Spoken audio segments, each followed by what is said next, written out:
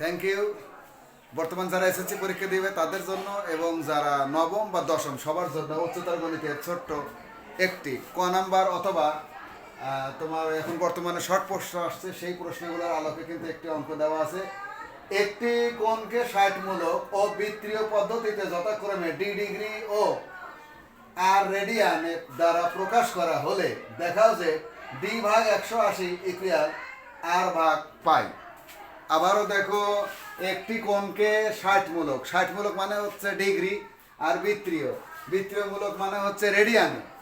এই পদ্ধতিতে যথাক্রমে ডি ডিগ্রি আর রেডিয়ানে প্রকাশ করা হলে দেখাও যে ডি ভাগ 180 সমান আর ভাগ পাই। তাহলে কিন্তু আমরা এইটাকে আমরা রেডিয়ান করে নেব, এই ডিটাকে।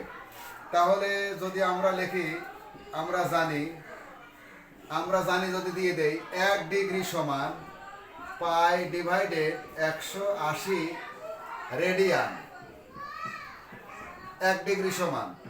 সুতরাং ডি ডিগ্রিটাকে কিন্তু আমরা বের করতে পারি যে ডি ডিগ্রি সমান, তাহলে কত হচ্ছে পাই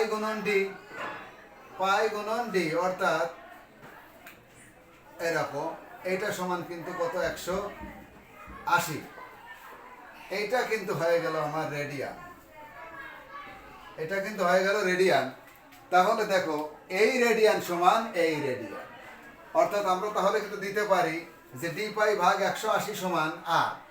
এটুকুন কিন্তু আমি মুছে দিলাম, বা এই সাইড দিয়ে আমি করে দিচ্ছি। দেখো, এখন কিন্তু শর্ত মতে কিন্তু আমি যদি এখান দিয়ে লিখে দেই, তাহলে এইটুক সমান কিন্তু এই আর, অর্থাৎ পাই ডি ভাগ 180 এইটুক সমানই কিন্তু আর। তাহলে আমাদের আনতে হবে কি ডি ভাগ 180। সুতরাং কিন্তু আমরা এখানে লিখতে পারি কি ডি ভাগ 180, ডিটা রেখে দিলাম, ভাগ 180 ইকুয়াল এই পাই যায় নিচে চলে গেল, অর্থাৎ আর ডিভাইডেড পাই। এইটাই কিন্তু আমাদের শেষ। ধন্যবাদ, থ্যাংক ইউ।